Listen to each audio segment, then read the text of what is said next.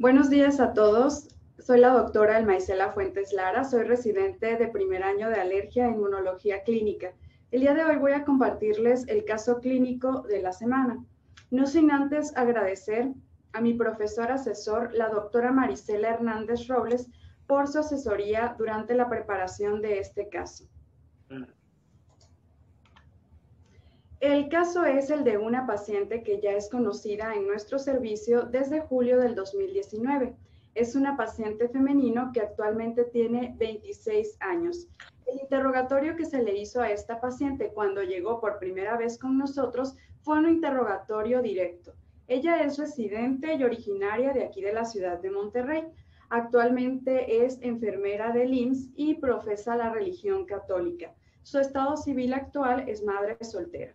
Dentro de sus antecedentes familiares es una madre que tiene diagnóstico de hipertensión arterial sistémica, diabetes mellitus tipo 2, hipotiroidismo y rinopatía crónica. Tiene un padre que aparentemente se encuentra sano. Tiene 2 hermanos sanos y un hermano con diagnóstico de asma. Tiene una tía materna con diagnóstico de una artritis reumatoide y tiene un hijo de 4 años, el cual se encuentra aparentemente sano. Voy a silenciar.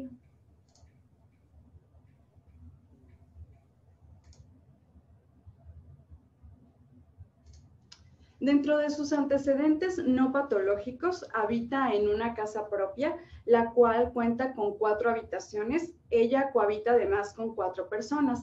Refiere tabaquismo positivo desde los 19 años a razón de 2 cigarrillos a la semana. Nos comenta que toma de manera ocasional alcohol sin llegar a la embriaguez.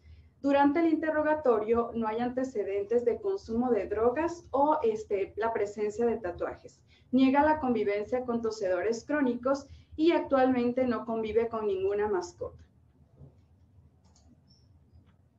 Dentro de los antecedentes patológicos, ella refiere 3 cirugías, la primera en el 2012 por una apendicectomía, en el 2014 una cesárea y en el 2016 refiere una cirugía por resección de quiste tirogloso.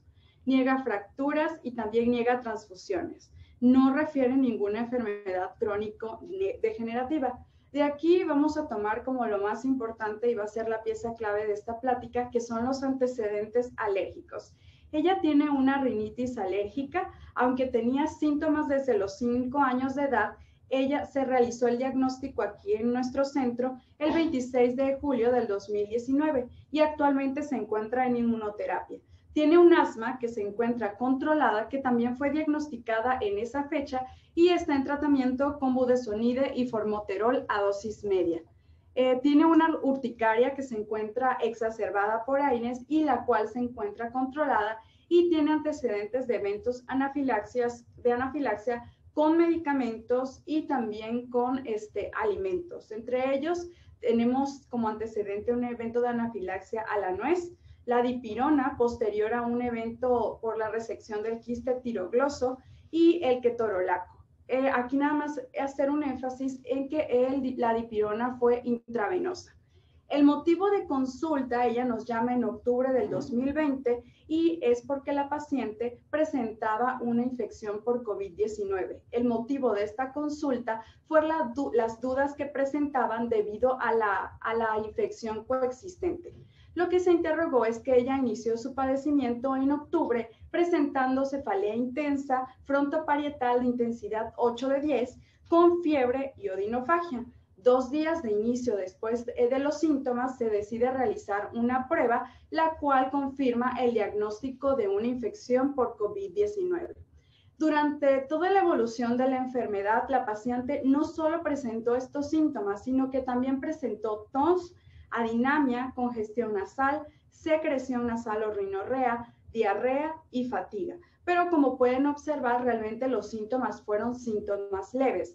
Hasta este momento tenemos 4 diagnósticos bien establecidos. La enfermedad por COVID-19, una rinitis alérgica que se encontraba en tratamiento sintomático y con inmunoterapia, un asma controlada y los antecedentes de eventos de la anafilaxia. Es por eso que se decide, la paciente tiene algunas dudas y estas fueron si decidía continuar o no con la inmunoterapia, si estaba bien continuarla o no. La segunda duda que le surgió es si continuaba el tratamiento, sobre todo correspondiente al asma, o lo tenía que suspender. Y la tercera duda más importante es que si tener múltiples alergias la hacía susceptible a una infección grave por la infección que tenía actualmente, que era la COVID-19. Vamos a aunar más sobre por qué dejamos esto, pero se decidió suspender temporalmente la inmunoterapia subcutánea, se continuó con aseos nasales y obviamente el tratamiento de asma no se suspendió y se le hizo énfasis en el tratamiento de rescate. Obviamente su kit de anafilaxia ante los eventos que la paciente ya había presentado. Pero a través de estos siguientes minutos vamos a desarrollar por qué decidimos dejar este tratamiento a esta paciente. Y por eso es que la revisión de este tema es sobre alergias, inmunocompromiso y COVID-19. Recordemos que la enfermedad, el virus del SARS-CoV-2 que ocasiona la enfermedad por coronavirus 19, es una enfermedad que surgió en el 2019, en diciembre, cuando se detectaron algunos casos de neumonía en Wuhan, China. Y en el 2020, el 11 de marzo, para ser más específicos, se declaró como pandemia.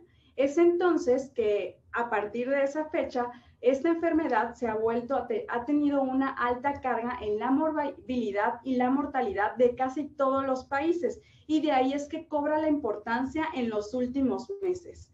Recordemos, y ya lo habíamos mencionado en clases anteriores, que el coronavirus recibe su nombre porque tiene unas proteínas en las superficies que son las proteínas Spike, que les da esta forma de corona solar. Pero solo son 7 los coronavirus que afectan a los seres humanos. 4 de ellos causando un cuadro leve y 3 de ellos ocasionando un cuadro más grave. Dentro de los primeros 4 con un cuadro más leve tenemos el coronavirus 22.9E, el coronavirus NL63, el coronavirus OC43 y por último el coronavirus HKUI. Y estos van a causar realmente una enfermedad bastante leve. Sin embargo, tenemos al MERS-CoV, al SARS-CoV y al coronavirus 19, los cuales causan neumonía, incluso pueden desencadenar en la muerte. Estos dos primeros virus que tenemos aquí surgieron o hubo un brote en los años 2009 y 2012. Sin embargo, estos pudieron ser contenidos antes de convertirse en una pandemia. No pasó lo mismo con el coronavirus 19, quien ha mostrado una alta ventana de infectividad entre los pacientes. Pero ¿cuáles son las formas de transmisión de este virus? Mucho se hablaba en un principio acerca de si los fomites podían ser una vía importante de transmisión. De hecho, se habló acerca de que si el poder infectivo de ciertas superficies, como el cartón, también como el plástico o incluso algunos metales. Sin embargo, en la actualidad se ha demostrado que la principal forma de transmisión de COVID-19 es a través de los aerosoles. Esta noticia publicada por Nature salió el 2 de febrero del 2019, en donde hace énfasis en que realmente lo que se ha visto es que la principal fuente de contagio es por los aerosoles y que sobre todo la Organización Mundial de la Salud tendría que clarificar lo que antes había puesto. No hay evidencia total demostrada de que se pueda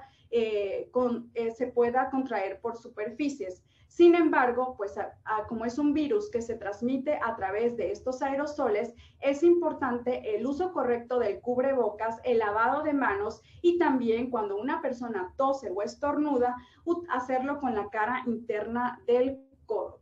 Pero no solo eso, sino también utilizar una mascarilla correcta. Las mascarillas N95 aprobadas por el Instituto Nacional para la Seguridad y Salud Ocupacional de los CDC no deben usarse fuera del entorno médico debido a que esto favorecería la escasez. Además, la CDC no recomienda ciertas mascarillas, como por ejemplo aquellas que no se ajusten de forma adecuada al rostro, también mascarillas realizadas con materiales que dificulten la respiración, como el plástico o el suero, mascarillas tejidas o hechas con tela de trama abierta, aquellas de una sola capa no están recomendadas. Y aquí un principal énfasis en las mascarillas con válvula de respiración o ventilación, que muchas veces vemos pacientes que los usan. Este tipo de mascarillas, si la persona está infectada y las usa, van a permitir la expulsión de los aerosoles por esta válvula de respiración, por lo que no están recomendadas para su utilización. Tampoco está recomendada el usar una bufanda o una pasamontañas como las mascarillas. Y bueno, ya hablando acerca de la transmisión, ahora vamos a pasar a los síntomas que se presentan. Realmente los síntomas pueden ir desde leves, moderados, hasta un cuadro grave, pero estos son los principales síntomas que se presentan, que son la tos, la fiebre, los dolores musculares, los dolores articulares, la presencia de odinofagia, la pérdida del olfato y del gusto, que son muy característicos de COVID-19, y estos hablando de síntomas leves que se van a presentar sobre todo en personas jóvenes, adultos jóvenes que no tienen ninguna comorbilidad. Y ya entre los datos graves que podemos observar, pues tenemos que la dificultad respiratoria es la que cobra mayor importancia. Pero ¿cuál es la duración de estos síntomas? Dependiendo del cuadro. Si van de un cuadro leve a un cuadro grave, los síntomas pueden variar desde 10 hasta 21 días, ¿no? El COVID leve en la mayoría de los individuos va a experimentarse y van a tener una duración de aproximadamente 5 a 7 días, porque la expulsión del virus en estos individuos suele ser más rápida. Sin embargo, en los casos de COVID grave, cuando se tienen ciertas comorbilidades, y las principales que se han destacado son hipertensión, el consumo de cigarros, la obesidad, la edad avanzada y problemas como diabetes mellitus, se han aunado a una expulsión más tardada de este virus. Por lo tanto, el COVID puede ser más grave. De ahí que los periodos de aislamiento también sean diferentes entre cada una de los tipos de infección. Por ejemplo, en COVID leve se recomienda un aislamiento que va de los 10 a los 14 días, mientras que en COVID grave o en pacientes que tienen algún tipo de inmunocompromiso se recomienda el aislamiento hasta 21 días. Hablar acerca de COVID también es hablar acerca del COVID prolongado o los efectos a largo plazo que se han estado viendo en nuestros pacientes. Actualmente no hay una como definición específica de lo que es el COVID prolongado, pero se considera que a partir de los 2 meses podría ser llamado de esta manera. Ojo, no quiere decir que se siga expulsando el virus. Realmente la persona ya no es infectiva desde el 10º día o antes. Sin embargo, son secuelas que quedan de COVID.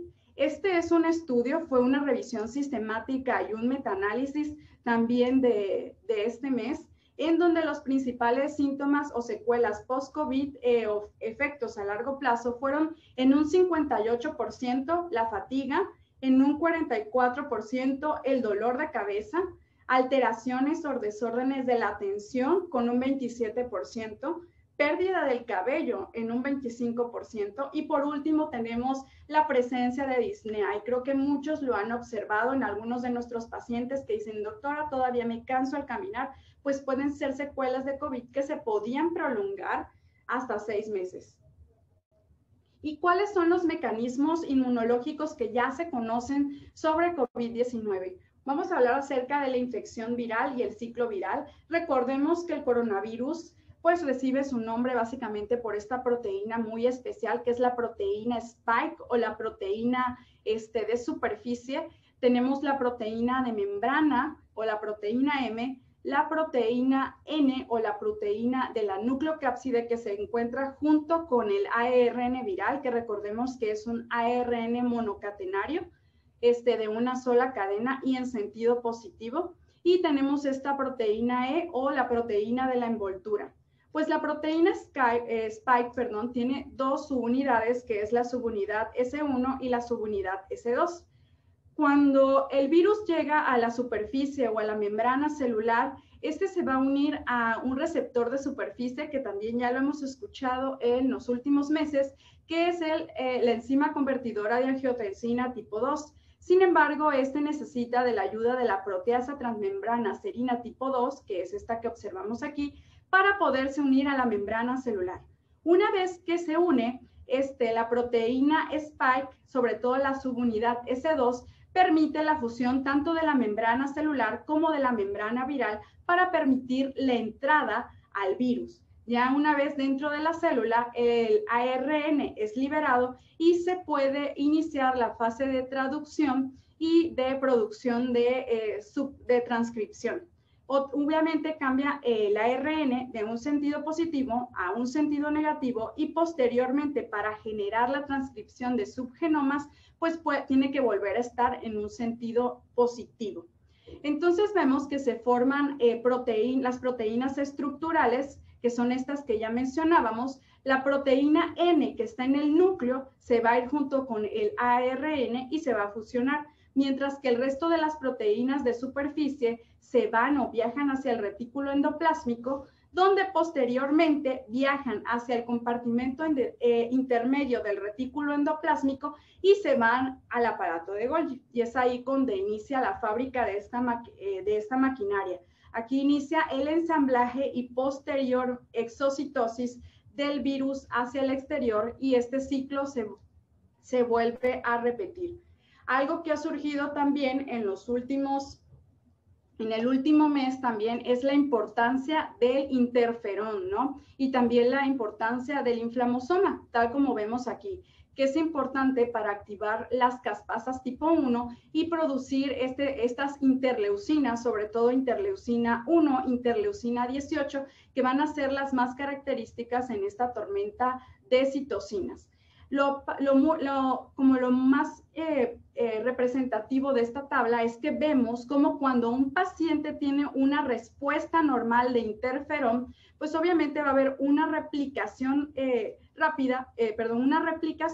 sin embargo, la eliminación del virus va a ser más rápida, a comparación de esta donde básicamente hay una alteración en la función del interferón tipo 1 o hay un retraso en su aparición. Vemos como aquí la carga viral es mayor y también la eliminación de esta es aún más prolongada. De ahí es que en esta se pueden explicar los casos leves y en esta se pueden explicar los casos graves. También vemos que la obesidad y sobre todo la edad avanzada han sido factores involucrados en los últimos meses para tener una enfermedad más grave. Y esto puede ser sobre todo que a mayor edad, menor respuesta de interferón tipo 1. Recordemos que las respuestas de los interferones son importantes para combatir las respuestas virales. También a mayor edad y más obesidad tenemos que hay un mayor incremento de interleucinas proinflamatorias como la interleucina 12, 6, la interleucina 1 beta y hay una mayor carga de respuesta TH1 versus respuesta TH2. Esta es una gráfica que tomé de la Sociedad Española de Farmacia Clínica, Familiar y Comunitaria. Me gustó mucho porque esta parte de cómo se presenta la enfermedad lo grafica muy bien. Tenemos como aquí en la etapa del contagio, que es el día 0, nosotros tenemos que nuestra paciente se pudo haber contagiado en estos días y entre el 50% de los individuos van a dar síntomas entre el 5º al 6º día. Pero los síntomas se pueden manifestar hasta el 14 día posterior a la infección, aunque se ha visto que la mayoría es dentro de estos días. Ahora, aquí ven el pico de infectividad o el periodo de infectividad. Es 2 días antes de que el paciente manifieste síntomas e incluso 8 a 9 días posterior a que el paciente ya inició un periodo que se contagió. Entonces vemos cómo en los casos leves se puede eliminar la cuarentena, básicamente salir de cuarentena en el día 10 o hasta el día 14. Estos son las pruebas, pero esto ya los mencionamos en journals pasados. Y obviamente a partir de este día, entre el 8º y el 10º día, observamos que se da una respuesta de viremia acelerada y es donde tenemos la mayoría de las infecciones secundarias o esta fase de tormenta de citocinas que ya comentamos en la inmunofisiopatología del COVID. ¿Y cuáles son estos factores de riesgo? Porque realmente cómo es que a algunos individuos les va tan bien y a algunos individuos pues les va un poco mal. Este es un artículo que salió en el 2020, a finales del año, en donde marca acerca de los factores de riesgo para un COVID grave. Tenemos que la edad avanzada, el sexo masculino y la hipertensión pueden ser factores de riesgo. El sexo masculino en realidad se encuentra sobrerepresentado debido a que los pacientes masculinos presentan diferencias hormonales en procesos inflamatorios. También hay una mayor diferencia entre los niveles de la enzima convertidora de angiotensina y su otro correceptor, que recordemos que son los que le ayudan a entrar a la célula. A eso también hay que unirle los diferentes estilos de vida, como fumar, que se ha visto sobre todo más en hombres, ligeramente más en hombres. La edad avanzada pues nos predispone a tener más comorbilidades, una defensa inmunológica más débil y niveles más altos de citocinas proinflamatorias, como lo vimos en esquemas previos. También puede haber un nivel reducido de la enzima convertidora de angiotensina y la carga viral puede ser mayor por el SARS-CoV-2. Y bueno, la hipertensión también puede ser otro de los factores debido a que hay una mayor edad, más complicaciones e incluso más comorbilidades como las que les menciono aquí. También en nuestro país, pues factores de riesgo que son de mucha importancia, diabetes y obesidad, ¿no? Porque somos de los primeros lugares en obesidad. Tenemos que la obesidad de por sí nos predispone a un efecto ventilatorio restrictivo, una condición protrombótica y también una condición inflamatoria previa, una desregulación inmunológica. La enzima convertidora de angiotensina se va a expresar también en el tejido adiposo epicárdico y esto también incrementa mayor riesgo de tener otras comorbilidades durante la infección por el SARS-CoV-2, concentraciones más bajas de vitamina D y una posible infiltración de la barrera intestinal. Y hablando de diabetes, pues también se da sobre todo, se le agregan otros factores de riesgo. Otro, la edad avanzada, más complicaciones, mayor prevalencia de obesidad, que está muy relacionada con diabetes, otro estado de inflamación crónica y protrombótica y una carga viral también más alta. Y vamos a hablar acerca de esto que ya comentábamos, que era el interferón. Estas tablas me gustaron mucho porque hablan acerca de cómo se presenta la respuesta cuando tenemos una fase adecuada o más bien una producción adecuada de interferón.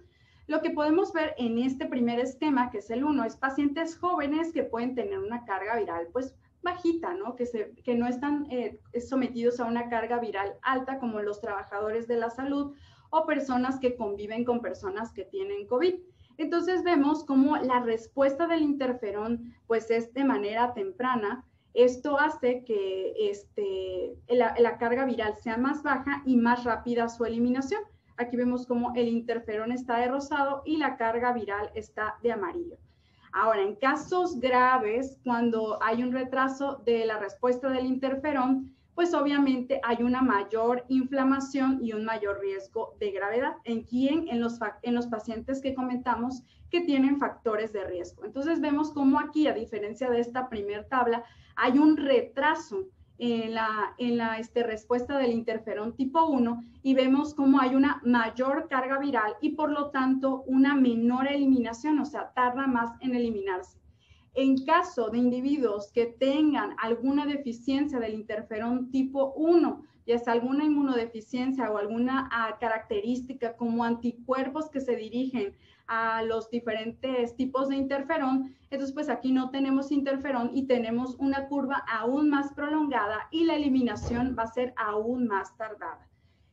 Mucho se ha hablado acerca de la terapia la terapia con interferón recombinante y en donde vemos que cuando este se inyecta de manera temprana podemos observar una curva incluso menor con una eliminación más rápida versus aquella que se produce en individuos jóvenes. También los errores innatos del receptor tipo TOL y la inmunidad del interferón del tipo 1 subyacen a una neumonía por COVID potencialmente mortal. ¿Por qué? Porque recordemos que el virus de SARS-CoV-2, si infecta las células plasmocitoides, va a necesitar del factor de regulación de interferón tipo 7 para producir interferón. En cambio, cuando las células del virus del SARS-CoV-2 infectan las células epiteliales respiratorias, esta para producir interferón tipo 1 necesita de la ayuda del factor de regulación de interferón tipo 7 y tipo 3 y tipo 7, perdón. Estos interferones que fueron arrojados a la superficie por las células dendríticas plasmocitoides tienen que llegar a los receptores de interferón alfa tipo 1 y tipo 2 para que mediante el factor de regulación de interferón tipo 9 produzcan genes estimulados por interferón y por lo tanto combatir las respuestas virales. Si todo esto se altera, entonces vamos a tener una alteración en un error innato de la inmunidad. Se observó que en pacientes graves con neumonía, el 3.4% de los pacientes tenían al menos una alteración de los errores innatos en la inmunidad. Y hablando acerca de otro proceso que es el de anticuerpos dirigidos contra el interferón, pues observamos que aquí básicamente es que en 101 pacientes que corresponden al 10.2 pacientes con COVID que fueron potencialmente mortales, se encontraron autoanticuerpos. Si bien esto no explica todas las causas, nos habla acerca del que el interferón está jugando un papel importante. Lo que hacen estos autoanticuerpos es que neutralizan obviamente la capacidad del interferón 1 para combatir las respuestas no solo del SARS-CoV-2, sino también virales y por lo tanto pues un mayor riesgo de gravedad. Todo esto se ha demostrado in vitro.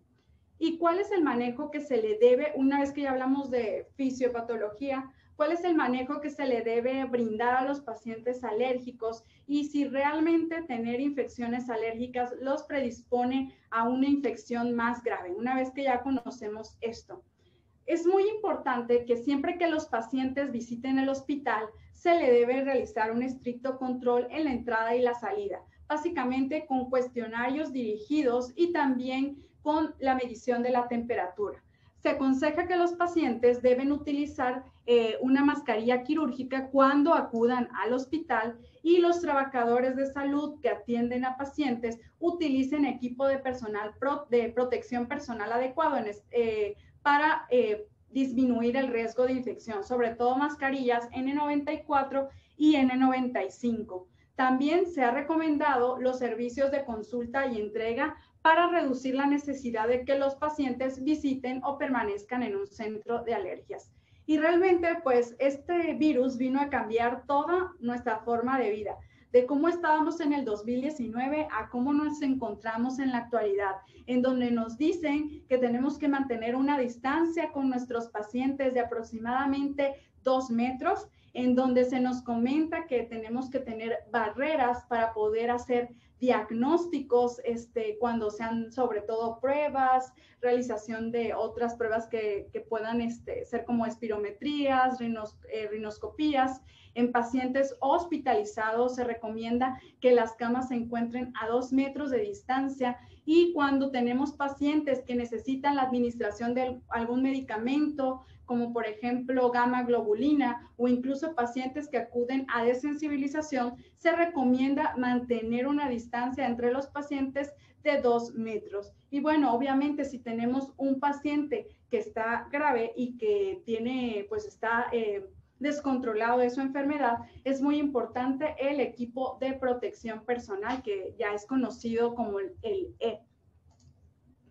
Hablando acerca de rinitis alérgica, esta guía sugiere por el doctor Izquierdo Domínguez y colaboradores, es que dependiendo del tipo si tiene un riesgo alto por infección por COVID y dependiendo si la enfermedad está o no controlada, sugiere que los pacientes acudan o no a consulta. Cuando hay un riesgo alto de infección por COVID-19 y existe una enfermedad alérgica controlada, se sugiere pues continuar con la telemedicina. Obviamente el paciente no lo vamos a tener aquí, pues está controlado, y seguir obviamente los protocolos de aislamiento por COVID-19. Ahora tenemos un paciente que tiene riesgo alto de una infección por COVID-19 y enfermedad alérgica que no está controlada. Vamos a hacer como un tipo triage y vamos a valorar si realmente el paciente requiere una evaluación presencial pues para observar estos síntomas y poder hacer la cita de manera presencial. Cuando hay un riesgo bajo por COVID y la enfermedad alérgica está controlada, se recomienda que exista únicamente telemedicina. Y cuando hay un riesgo bajo, pero tenemos una enfermedad alérgica no controlada, en ese caso sí es necesario considerar la evaluación presencial de nuestro paciente para hacer la exploración física y obviamente siguiendo las medidas de seguridad. Cuando tenemos un asma alérgica, aquí cambia un poco la cosa, porque cuando tenemos un riesgo alto de infección y una enfermedad alérgica controlada, pues ahí el paciente, como era nuestro caso, que era una paciente que tenía rinitis y asma, pues seguir con la orientación telefónica por telemedicina y seguir los protocolos de COVID-19 de aislamiento.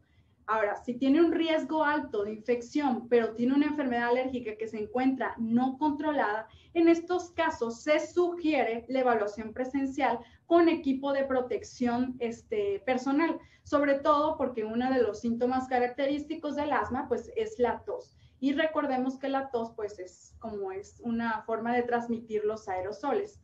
Ahora, cuando hay un riesgo bajo de infección y la enfermedad alérgica, en este caso el asma, se encuentran controlada, se sugiere continuar con telemedicina. Y cuando hay un riesgo bajo de infección y la enfermedad se encuentra no controlada, hay que evaluar de manera presencial. Entonces, si ustedes ven, los únicos casos es cuando tenemos una enfermedad no controlada, en los que algunos casos sí se sugiere la evaluación presencial del paciente. Este es un estudio que se hizo sobre COVID-19 y asma, que también salió en enero de este año, en donde habla acerca de que los niños que se encuentran controlados, más bien los niños asmáticos, no tienen un mayor riesgo de infección por SARS-CoV-2 o mayor riesgo de hospitalización. Ojo, no es lo mismo en adultos, porque en adultos sí se ha visto como un factor de riesgo que un adulto tenga un asma no controlada y tiene un mayor riesgo de hospitalización. Este artículo que salió a principios del año pasado es un artículo que evaluó a 140 pacientes con infección por SARS-CoV-2 en Wuhan, China. Y en ninguno de estos reportes se presentó asma, rinitis alérgica, dermatitis atópica o alergia alimentaria, pero o sea, sí se presentan. Pero estos artículos fueron los importantes y los quise comentar. En otro estudio en 1099 pacientes que también se hizo en China, no se encontraron asmáticos entre los sujetos de estudio, pero lo más importante es que en datos coreanos no se encontró que los pacientes que se estudiaron o que murieron por SARS-CoV-2 sufrían algún antecedente de asma o rinitis alérgica. ¿Y cómo va a ser el tratamiento, sobre todo de asma? Bueno, sabemos que en algunos asmáticos se requiere esteroides sistémicos y la OMS recomienda evitar evitar el uso de esteroides sistémicos en pacientes con COVID-19, o sea, de manera inicial. Sin embargo, esta recomendación no está hecha para pacientes asmáticos. ¿Por qué? Porque vemos que pacientes que pues tienen alguna exacerbación, incluso se pueden utilizar esteroides. Todos los pacientes asmáticos, es lo que recomienda la GINA, deben ser tratados con corticosteroides inhalados como controladores de acuerdo a las pautas de tratamiento que ya se conocen sobre esta guía. Y por último, se hace un hincapié en utilizar un inhalador de dosis medidas o un inhalador de polvo seco en lugar de un nebulizador para evitar el riesgo de propagación de virus por los aerosoles. Y en el tratamiento del asma y rinitis hay que continuar con el tratamiento.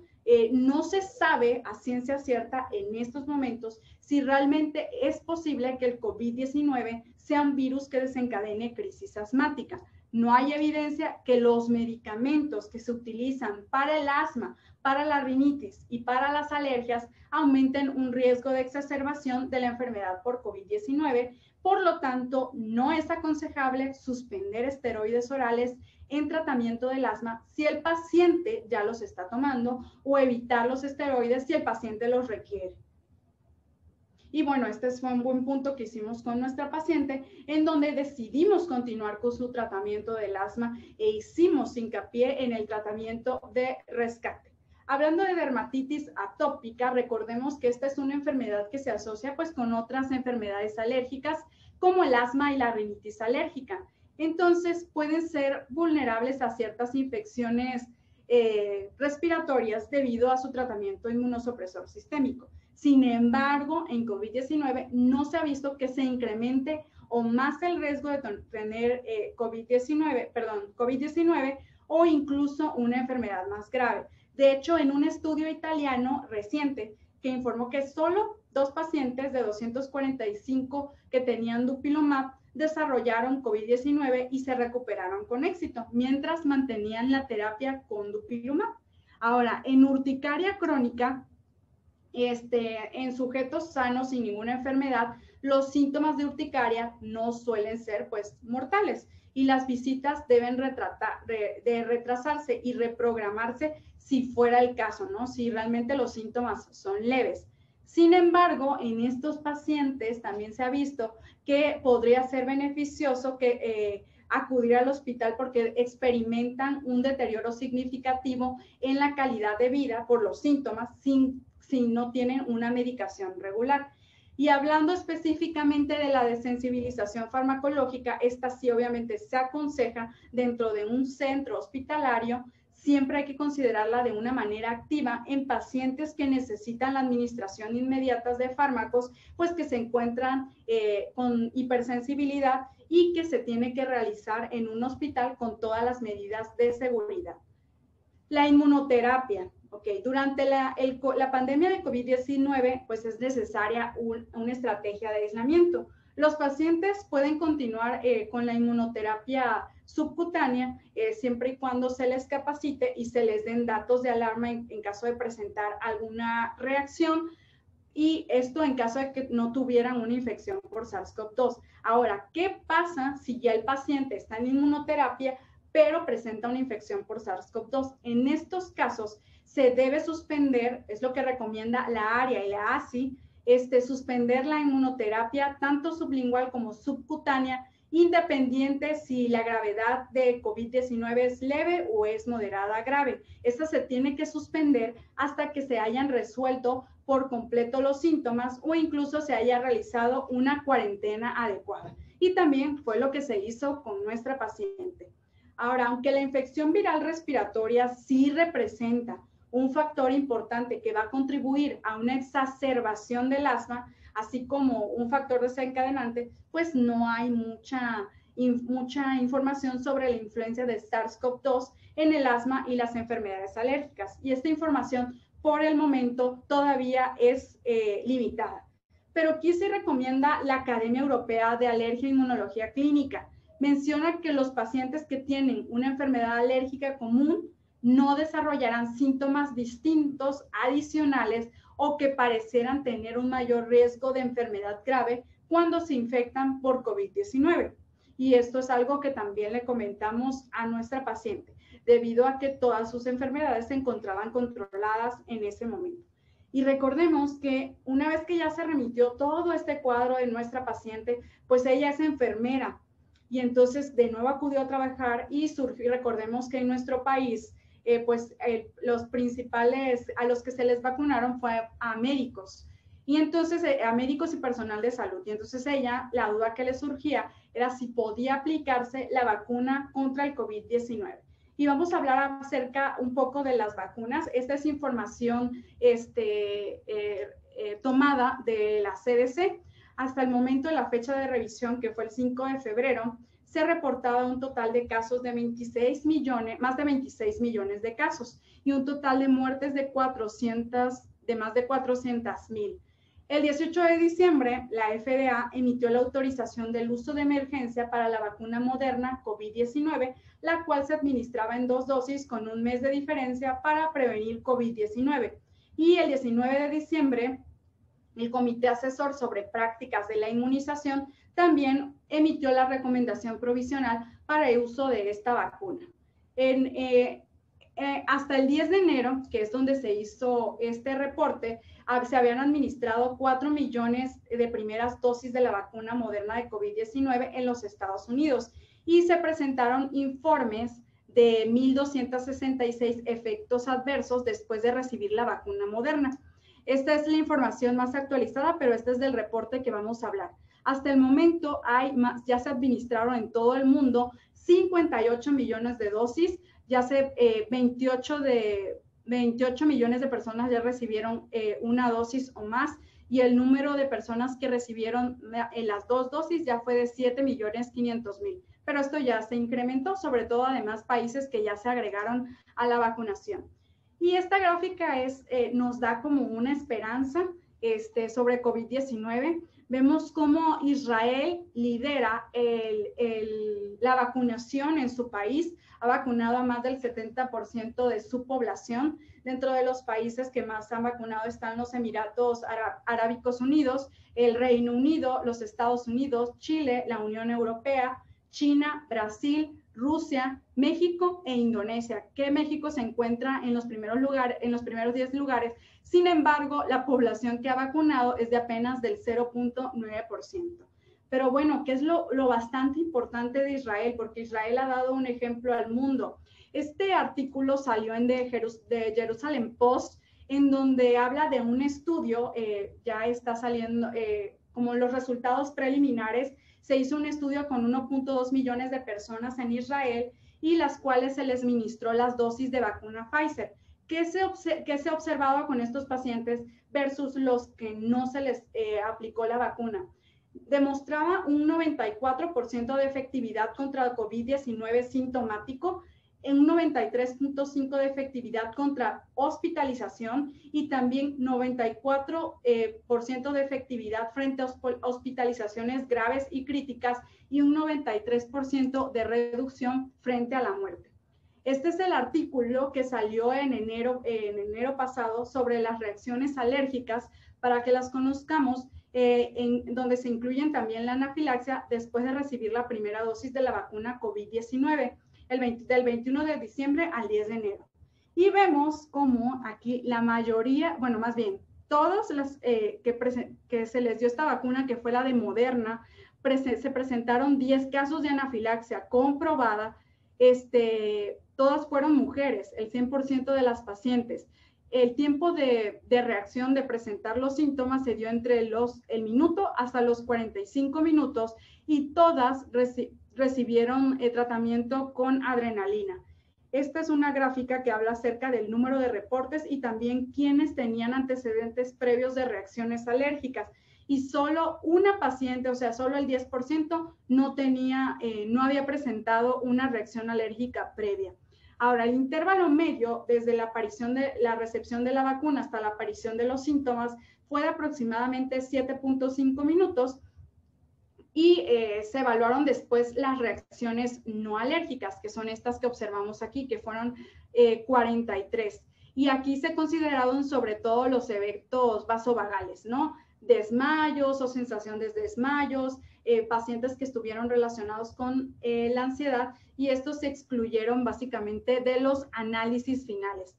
También lo que se hizo fue excluir a pacientes que habían presentado síntomas posterior a 24 horas después de la vacunación, porque no era posible atribuir claramente reacciones alérgicas de inicio posterior después de 24 horas.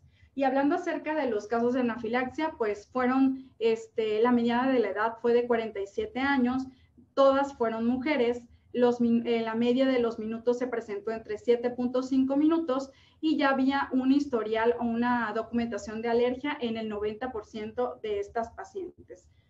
Hablando de los eventos alérgicos que no fueron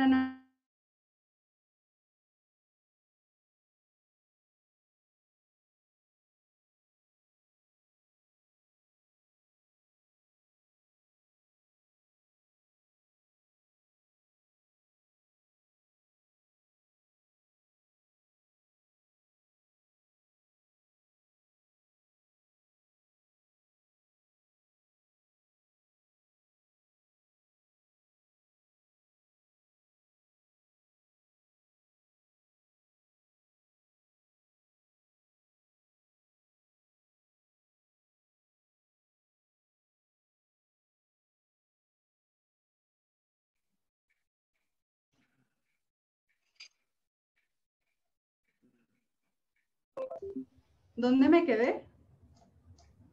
¿Dónde? ¿Dónde me quedé? Perdón. ¿Hasta dónde ya no me escucharon? Los eventos adversos fue lo último que mencionó.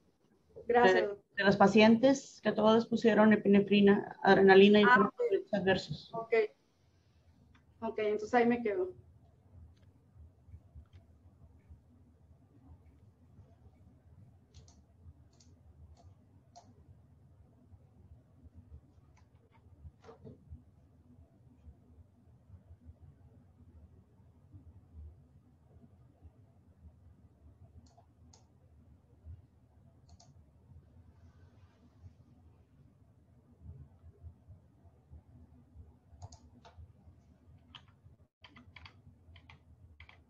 Nos quedamos aquí entonces, ¿no? Bueno, todas las pacientes recibieron adrenalina, el 100% de las pacientes. Todas las pacientes tenían un antecedente de reacciones alérgicas, bueno, el 90% tenían un antecedente de reacciones alérgicas previas y 43 de estos pacientes fueron reacciones alérgicas no anafilácticas. Los eventos adversos no alérgicos, sobre todo aquellos que se consideraron desmayos o sensación de desmayos o eventos relacionados con la ansiedad, se excluyeron de los análisis finales y también se excluyeron dependiendo del tiempo. O sea, si pasaron más de 24 horas, también se descartaron estos casos debido a que no era posible atribuir los síntomas de manera clara a reacciones alérgicas después de un periodo tan largo. Y esto es la tabla en donde se muestra las reacciones de anafilaxia que se presentaron en pacientes con una mediana edad de 47 años, el 100% femenino, y sobre todo que el 90% de ellas presentaba reacciones alérgicas. También podemos observar en esta que fueron las reacciones no alérgicas, pero que no eran anafilaxia, después de recibir la vacuna, pues que el 60% también presentó algún tipo de reacción. Los síntomas normalmente incluyeron picazón, prurito, erupción cutánea, sensación de prurito en la boca, en la garganta, sensación de cierre de la garganta o cuerpo extraño y los síntomas respiratorios. 6 pacientes de estas 10 fueron hospitalizadas y 5 requirieron cuidados intensivos. De estas 4 requirieron intubación endotraqueal y no se informaron, y de todo esto, pues no se han informado muertes por anafilaxia después de recibir la vacuna Moderna. Y aquí quiero hacer un énfasis porque la vacuna Moderna, hasta este reporte, había detectado solo 10 casos de anafilaxia. Ahora, después de aplicar 4 millones de primeras dosis de la vacuna Moderna, es decir, 2.5 casos por millón de dosis de la vacuna, y ninguna de estas había ocasionado la muerte. Lo mismo con la vacuna de Pfizer, en donde se presentaron alrededor de 21 casos de anafilaxia, igual la mayoría fueron mujeres, y la mayoría de todos estos tenían una historia de alergia previa. En este no voy a hacer mayor énfasis, pero hasta el momento se han reportado más de 60 casos confirmados de reacciones alérgicas y ninguno de estos ha llevado a la muerte de los pacientes. Entonces, pues esto también tiene que ver con la mayor concientización y el uso de manera adecuada de la adrenalina, que recordemos que es el tratamiento de elección. Ahora, ¿qué precaución? Y era la duda que tenía la paciente. ¿Qué precaución se tiene que tener con esta paciente al aplicar la vacuna? Bueno, vamos a hablar acerca de que hay pacientes en los que se puede proceder, es decir, pacientes con condiciones de inmunocompromiso, lactancia, embarazo, no hay ninguna contraindicación. Cuando ya hay una enfermedad aguda, grave, moderada, nos vamos con precaución, como lo dicen estas tablas, y cuando hay una contraindicación, sobre todo cuando son 2 las contraindicaciones más mencionadas. Cuando hay una reacción alérgica después de la aplicación de la primera dosis de la vacuna, esa es una contraindicación absoluta para administrar la segunda dosis. También cuando hay una reacción alérgica a los componentes de la vacuna, aquí sobre todo polietilenglicol y polisorbatos, que serían las 2 únicas contraindicaciones. En estos casos no se considera vacunar y hay que referir al paciente al alergólogo, o sea, con nosotros. cómo se debe proceder con precaución, sobre todo en las personas sin contraindicación de antecedentes que tienen una reacción alérgica inmediata a otras vacunas. Ahí es como que hay que tener precaución, o también terapias inyectables. Recordemos que nuestra paciente tuvo una reacción alérgica, una anafilaxia con la administración de metamizol. Ahora, ¿qué se tiene que hacer en estos pacientes? Si bien la contraindicación no es absoluta, se tienen que evaluar los riesgos, se tiene que mantener al paciente hasta 30 minutos de observación, porque ya vimos que el intervalo de los síntomas se puede dar de 1 hasta 45 minutos con una media de 7.5, y en algunos casos es posible considerar diferir la vacunación hasta otro tiempo. ¿Y cuándo se puede proceder a la vacunación? Ahora, en caso de alergias, todos los pacientes que presenten alergia a medicamentos orales, historial de alergias a alimentos, mascotas, aeroalérgenos, látex o antecedentes familiares de alergia, no hay una contraindicación y se puede proceder a la vacunación. ¿Qué se tiene que hacer? Sobre todo 15 minutos de observación en todas las personas y 30 minutos de observación en personas que hayan hecho anafilaxia con estos antecedentes. Y por eso es que nuestra paciente, por el antecedente que ya tenía, está como un riesgo medio. Si no está como tal contraindicada de manera absoluta la vacunación, sí se recomienda pues actuar con cautela. Y con esto doy como terminada mi sesión. Como conclusión personal, quiero decir que la pandemia por COVID-19 pues realmente ha presentado muchos desafíos para los alergólogos, incluso nosotros como residentes, pero lo más importante es que hay que seguir con las medidas de distanciamiento social, desinfección de manos, la adaptación de las consultas a los pacientes y obviamente utilizar nuestro equipo de protección adecuada para disminuir la propagación de este virus. Gracias.